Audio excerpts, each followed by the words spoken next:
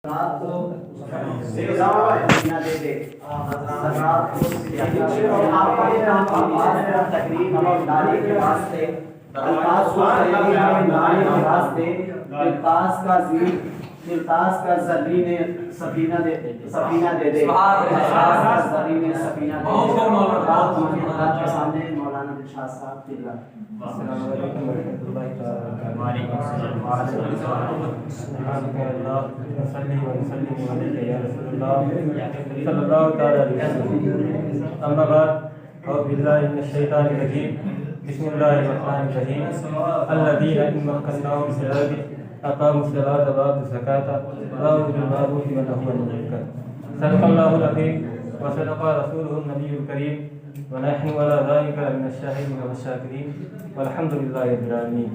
कुछ अर्ज़ मालूम से कब सबसे पहले सरकार मदीना सल्लल्लाहु अलैहि वसल्लम की यूं यूं कर दुरूद पाक पढ़ें पढ़ेगा अल्लाहुम्मा सल्ली अला सल्लल्लाहु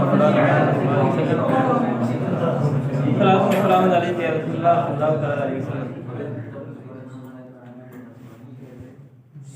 शायद कि मेरे ख्याल में ये बात थी कि तलबा काफ़ी होशियार हैं तो इस चीज़ का ख्याल रखेंगे कि वज़्न तरबियती वज़्न, ना कि ये कोई जलसा है जिसमें हम दादो तहसीन ज़्यादा दें जिससे बच्चे के जो है हमारे साथ मज़ा है, नहीं, बल्कि इसका सिर्फ एक मकसद है कि हमारी गलतियाँ आप निकालें और आपकी गलती हम निकालें। तो अगर आप हमारे साथ पढ़ेंगे या बार बार आप नारा लगाएंगे तो इससे कोई मतलब नहीं। बल्कि आपने कभी भी कॉलेजों या यूनिवर्सिटियों का माहौल देखा होगा तो जब बच्चा आता है सिर्फ एक बार उसके लिए ताली बजाई जाती है, उसके बाद बीच में यहाँ तक कि जो स्टेज पे बैठे रहते हैं वो भी उठ के नहीं जाते, यहाँ तक कि जो हेड मास्टर रहता है वो भी बच्चे के बोलते वक्त कभी नहीं जाता। ये उन लोगों को आदाब होता है जिसकी वजह से उस वज़्न का एक मयार होता है, तो हमें भी इस मयार को कायम रखना है आगे चलकर। मैं अपनी बात को शुरू कर रहा हूँ, एक बार बाबा से बुलंद दरूद पाक पढ़ें। अल्लाहुम्मा सल्ली अला सल्लल्लाहु अलैहि वसल्लम।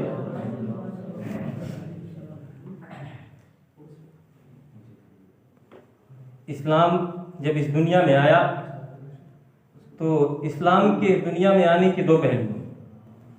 सरकार इस्लाम इस दुनिया में तशरीफ़ लाए, 40 साल की उम्र में सरकार ने इस दीन का ऐलान किया कि मैं एक दीन लेकर आया, लेकिन उसके बाद के दो पहलू हैं। एक पहलू का नाम मक्की ज़िंदगी है, दूसरे पहलू का नाम मदनी ज़िंदगी। लेकिन इन दोनों ज़िंदगी में बहुत फ़र्क है। उस मक्की ज़िंदगी में सरकार अलैहिस्सलाम ने बेशुमार तबलीग की, लेकिन उसका हासिल क्या हुआ, उसमें कितने लोग ईमान लेकर आए, ये हमारे ख्याल से बहुत कम लोगों की तादाद रही हो। लेकिन उस मक्की ज़िंदगी में सहाबा किराम को बेशुमार तकलीफ़ों का सामना करना पड़ा। उस मक्की ज़िंदगी में सरकार अलैहिस्सलाम को बेशुमार ताने दिए गए। उस मक्की ज़िंदगी में सरकार अलैहिस्सलाम को शोबे अबू तालिब में कैद भी किया गया। उस मक्की ज़िंदगी में सरकार अलैहिस्सलाम को तवाइफ के बाज़ारों में पत्थर भी मारे गए। जिस नबी को रब्बे कदीर ने अज़मत वाला बना के भेजा था, उस नबी की अज़मत पे हमले भी हुए, उस नबी को गालियाँ भी दी गई, लेकिन कोई भी मुसलमान उस वक्त उनके खिलाफ तलवार लेकर खड़ा नहीं हुआ। लेकिन जब मदनी ज़िंदगी आई, जब मदनी ज़िंदगी में सहाबा किराम आए, उस वक्त अगर किसी काफिर ने सरकार की अज़मत पे हमला किया और सरकार ने कहा कि मेरे गुलाम जाओ फला काफिर का सर मेरी बारगाह में लेकर आओ, तो सहाबा किराम का ये दस्तूर था। ये नहीं सोचते थे किसी जो है उमरा का या किसी अमीर का महल होगा, बल्कि ये सोचते थे जो मेरे नबी की अज़मत पे हमला करेगा उसको इस दुनिया में रहने का कोई हक नहीं। आखिर इन दोनों जिंदगी में इस तरह का डिफरेंस क्यों है, ये हमारे गौर करने का मकाम है। तो जब सरकार अलैहिस्सलाम मक्की ज़िंदगी में थे तो वहाँ भी मुसलमानों के पास कोई अपनी ज़ाती हुकूमत नहीं थी। लेकिन जब सरकार अलैहिस्सलाम मदीना शरीफ में तशरीफ़ लाए, जब सरकार अलैहिस्सलाम मदीना शरीफ में सरकार अलैहिस्सलाम ने जब मदीना शरीफ में अपना खेमा जन किया और रियासत मदीना का क़याम फरमाया, तब सरकार ने सबसे पहले जंगे बद्र करके ये दुनिया को बता दिया कि अगर इस्लाम की अजमत को बताना है, अगर इस्लाम की हक़ानियत को बचाना है, तो सबसे पहले तुम्हें हुकूमत करना होगा। इसलिए कि दुनिया की जो सबसे पहले इंसान है हजरत आदम अलैहिस्सलाम, रब ने जब उन्हें इस दुनिया में भेजा तो कोई गुलाम बना के नहीं भेजा। कुरान शाहिद है, कुरान फरमाता है वही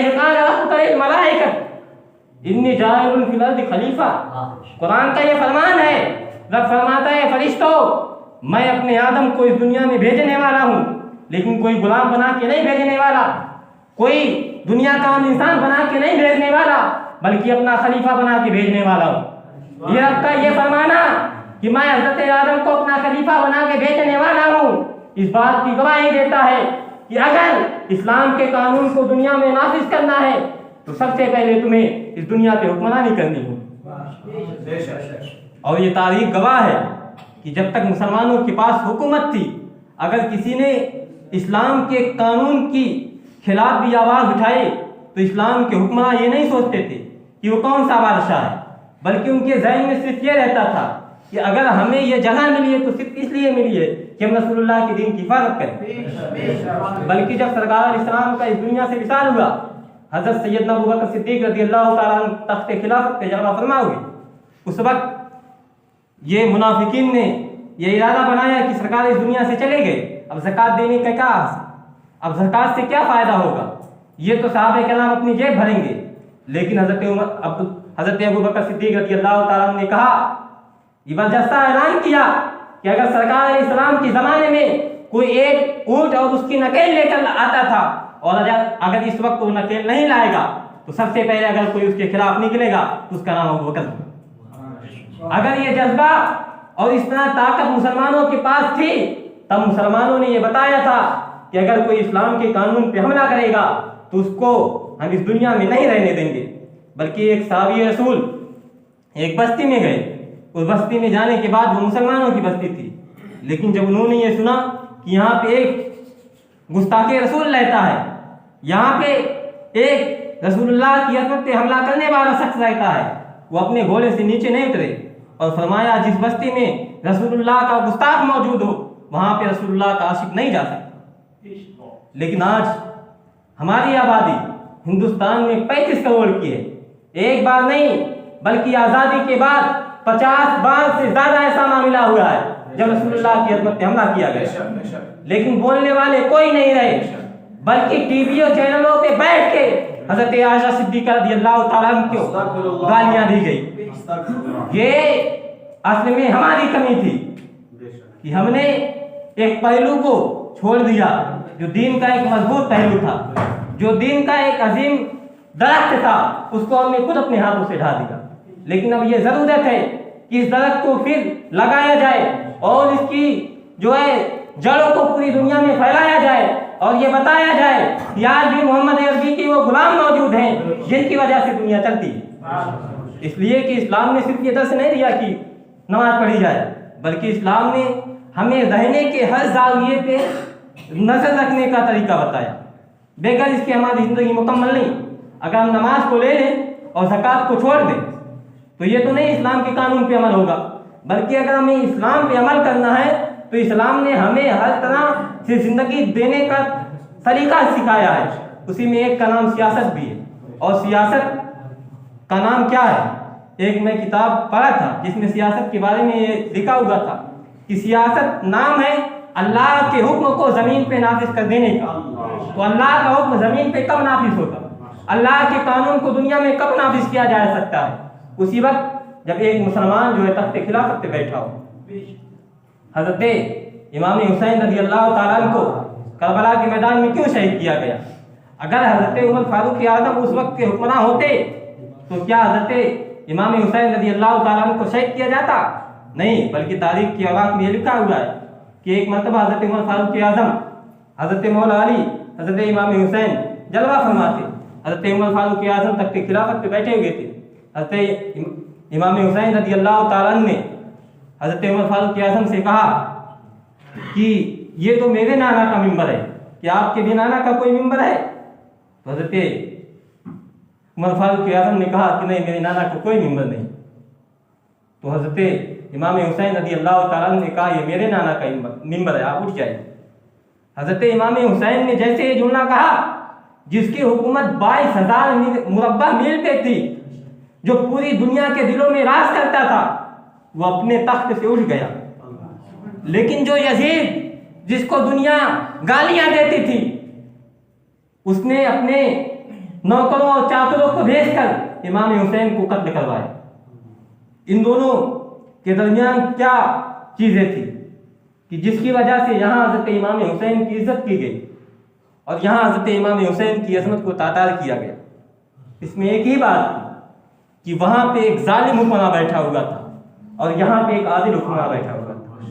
तो अगर हम चुनेंगे आदिल हुक्मरान तो हम इस दुनिया में तरक्की कर सकते हैं। और ये जरूरी नहीं कि हर कोई उसी में चला जाए, लेकिन ये जरूरी है कि जरूर हमारा कोई एक कायद होना चाहिए। इसलिए कि फिरौन के सफों में रहकर कुरान की हिफाजत नहीं की जा सकती। यह हकीकत है और दुनिया शाहिद भी है कि अगर कुरान की हिफाजत करनी है, अगर कुरान को इस दुनिया में नाफिज करना है, तो हज़रत उमर जैसा खलीफा होना चाहिए। और हमने खलीफा तो उसको बनाया है जो हज़रत उमर को हमेशा गालियां देता है, जो इस्लाम के खिलाफ हमेशा बोलता है। ये वोट असल में ये नहीं कि वोट दे दिए खत्म, बल्कि वो एक जमानत हुआ करती है कि हम इससे राजी हैं। तो अगर आप इस काफिर से राजी हैं, अगर आप जालिम से राजी हैं, तो आपका इसको हिसाब मैदान महशर में देना होगा।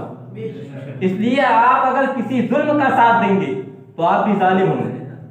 इसलिए जरूरी है कि अहले सुन्नत वल जमात भी एक अपनी मजबूत लीडरशिप हिंदुस्तान में बनाए। इसलिए कि जब हमारी भी एक लीडरशिप हिंदुस्तान में हो, तो अगर कोई रसूलुल्लाह की अज़मत पे हमला करेगा तो हमारा जो कायद होगा वो फारूक आजम की सदाकत को सामने रखकर, फारूक आजम की अदालत को सामने रखकर अगर कभी भी इस्लाम की अज़मत पे हमला होगा वो सबसे पहले बोलेगा। ये हमारे लिए बेहद जरूरी है। इन्हीं चंद जुमलों के साथ अपनी मुख्तसर की बात को खत्म करता हूँ। रब्बे काबा की बारगाह में दुआ है, अगर बोलने में किसी किस्म की गलती हो माफ फरमाएं। अस्तगफिरुल्लाह रब्बी मिन कुल्ली ज़ंब।